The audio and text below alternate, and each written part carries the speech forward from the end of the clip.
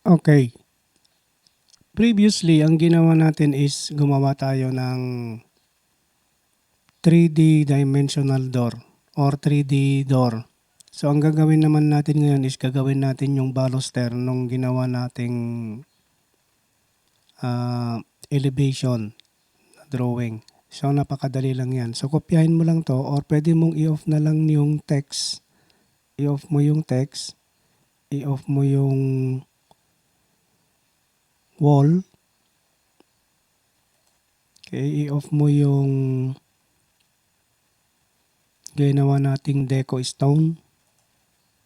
Then, yung window kasi natatamaan yung window tsaka yung eaves line. Okay? So, ang gawin mo na lang, highlight mo na lang yan, copy mo na lang yan, ilagay natin doon sa katabi ng ginawa nating 3D door. So, paste mo na lang dyan. Then, etong visual or view control niya, gawin nating top. Okay?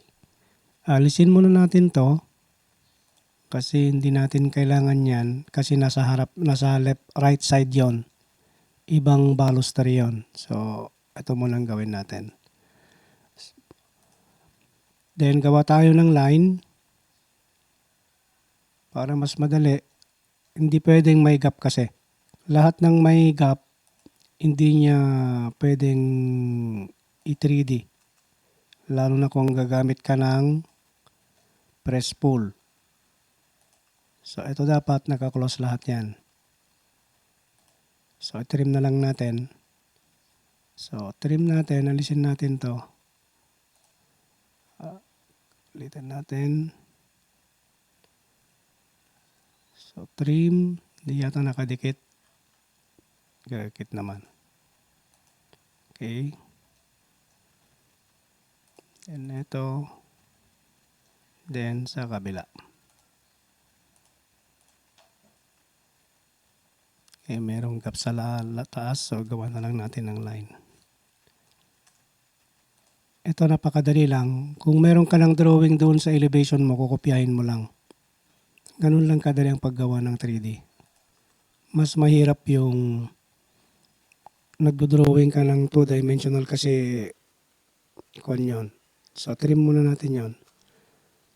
Detailed kasi yon. Kailangan nakalagay lahat yung mga measurement, nag-offset ka. Pero kapag nandito ka na sa 3-dimensional, kukopyahin mo lang kung ano yung ginawa mo. Like for example, kapag sa door, kopyahin mo lang yung design ng door mo doon sa elevation. Pag sa window naman, kopyahin mo lang. Then, i-convert mo lang siya as 3D. By the way, yung switching natin, ito, this is what we call workspace switching. So, dapat ito, pag nag-3D ka, dapat naka-3D yung, nakaklik yung 3D. Okay? So, alisin muna natin to. In an instance, okay, instant, okay, isang click mo lang yan, tapos na. Dito lang tayo nagtatagal.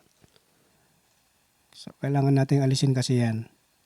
Although sa design, sa original design, that is 1 by 1 na tubular, pero ang gagawin na lang natin that is 1 by 2. Sabay na natin yung size nito ng 2 by 2. Ito naman kasi 2 by 1. So, palitan natin, southwest tayo. Then, here comes the tricky part. Click mo lang yung press pull. Punta ka sa may space niya na ganyan. Okay, pag ganyan, ibig sabihin, merong gap. Paano nangyari yon? Kasi ito, may gap dito. So, gawa ulit tayo ng line doon. Okay, pag may gap kasi, hindi niya pwedeng galawin. So, balik tayo sa press pull. Then, click natin. Yan na. So, kapag nakita mong ganyan, ibig sabihin, pwede na siyang i-press pull. Click mo lang yan. Then, enter mo lang kung ano yung size, which is 50. Enter. Okay, tapos na. Then, tayo natin, which is okay. So, move natin ng konti. Ganun lang kadali. Tapos na tayo. Delete mo na yan kasi hindi mo na kailangan yan. So, unti-unti, pagtapos na natin lahat, pati yung mga window, lahat, pwede na nating gawin yung wall, then unti-unti na nating ilalagay itong mga accessories niya, like for example, yung door at saka yung baluster. Yung baluster sa harap, the same procedure pa rin. Kung ano yung ginawa natin dito, ganun pa rin yung paggawa mo doon sa baluster sa harap. Kasama na yung baluster doon sa my right side. Okay? Ganun pa rin, the same procedure. So, hindi ko na i-demonstrate kung paano gawin yon kasi pareho lang naman yung paggawa nito. So, yan yung ating baluster. So, thank you for watching again. I hope meron na naman kayong nalaman o nilagdag sa inyong kaalaman tungkol dito sa AutoCAD, Basic AutoCAD. Thank you for watching.